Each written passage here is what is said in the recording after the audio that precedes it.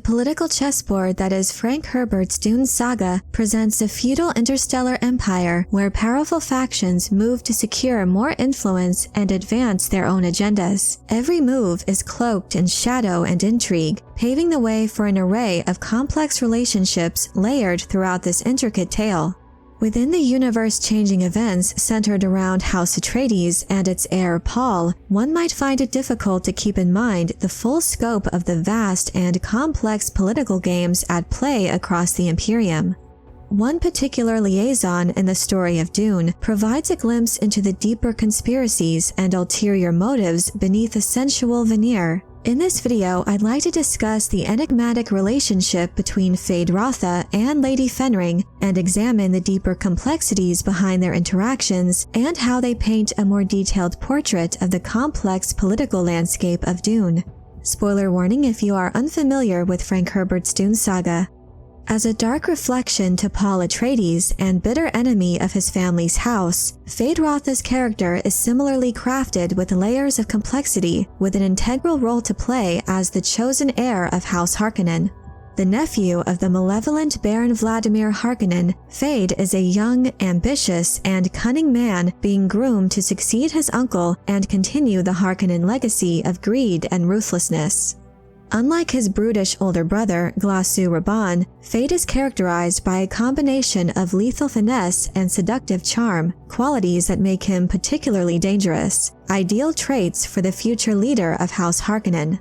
Throughout the novel, Feyd is seen preparing for his ascension, honing his skills in the political arena as well as in combat. His ambition and desire for power are palpable, and his talents make him a formidable opponent. However, despite his cunning and single-minded determination to carve out his own path to power, his fate is ultimately bound to the larger forces at play in the Imperium.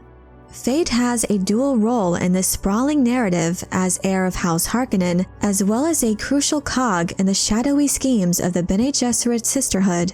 The Bene Gesserit, though claiming to serve the Empire with their superhuman talents, secretly manipulate the powers that be for their own ends. Central to their agenda is their generations-long breeding and genetics program to create a super being powerful enough to bridge space and time and guide human destiny. Feyd, with his carefully manipulated bloodlines and his desirable genetic attributes, stands as an unwitting pawn in this grand design.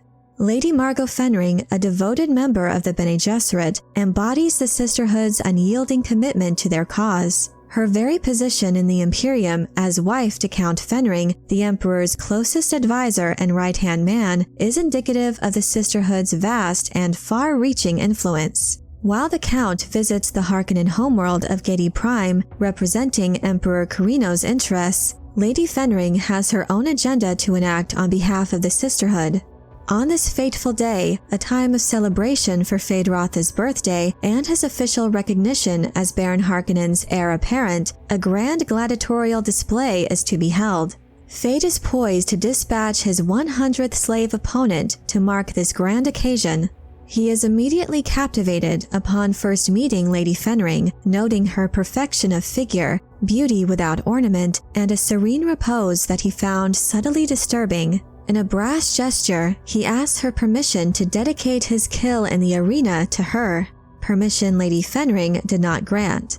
After witnessing Feyd's cunning and combat prowess in his victory over an Atreides soldier, Margot was convinced of her need to act on behalf of the Bene Gesserit. Lady Fenring's visit to Gedi Prime is charged with a hidden agenda. Her mission is the key to safeguarding the Harkonnens' genetic legacy amidst their escalating bitter conflict with the noble House Atreides, a feud that could very well result in Feyd's demise.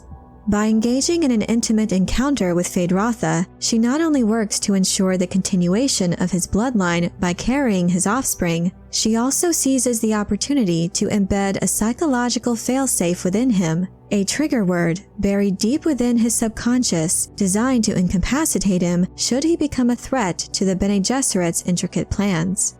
Lady Fenring's actions emphasize the lengths which the Bene Gesserit will go to maintain influence over the Imperium's power players, and highlights the dangers and moral ambiguities inherent in their manipulation in the lives and destinies of others. Her endeavors also demonstrate the unwavering commitment to the Bene Gesserit cause typical in its acolytes. Actions are not a matter of personal inclination, but are carried out solely to propel the sisterhood's vision. To be part of the Bene Gesserit is to relinquish personal ambitions in favor of serving the purpose of the collective. The results of this subplot of intrigue and seduction, while successful in its immediate goals, did not contribute in a significant way to the immediate unfolding narrative of Dune. Frank Herbert's son Brian, however, would later delve deeper into the results of this covert mission by exploring the life of Marie Fenring, the progeny of Lady Fenring and Feyd-Rautha. While some may criticize the absence of such a meaningful result from Feyd-Rautha and Lady Fenring's encounter, ultimately, Dune is a saga of plans within plans. Perhaps what makes these varied agendas the most fascinating is their inherent unpredictability, that despite such careful planning and execution, it's almost inevitable that something surprising will occur. Lady Jessica disobeyed the Bene Gesserit order and had a son in an unprecedented event. The Atreides were caught unprepared for the Emperor's schemes, despite their knowledge of and plans to evade the trap set before them. The Baron Harkonnen was dealt a critical blow to his plans after the unexpected demise of his twisted mentat Piter de Vries. The list goes on and on. As the Dune saga unfolds, this unpredictability, despite the careful planning of others, is what makes those with prescience, those who can see possible futures and know how events will play out, such a fascinating component of the narrative. Though the actions of Lady Fenring have little impact compared to the grander schemes at play in the Imperium, this complicated encounter also foreshadows the complete disruption of the thousands of years of carefully crafted Bene Gesserit schemes. Yet despite the turmoil and uncertainty revolving around Paul Atreides, who would become the first Kwisatz Haderach, as demonstrated by the actions of Margot Fenring, the sisterhood remained determined to carry on, methodically gaining and maintaining control of the interstellar landscape wherever and however they could.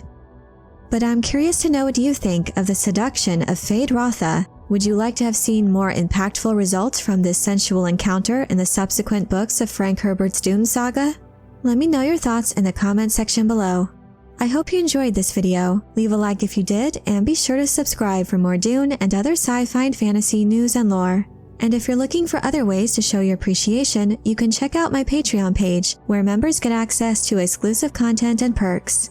Thank you all so much for your support, and as always, have a very nerdy day.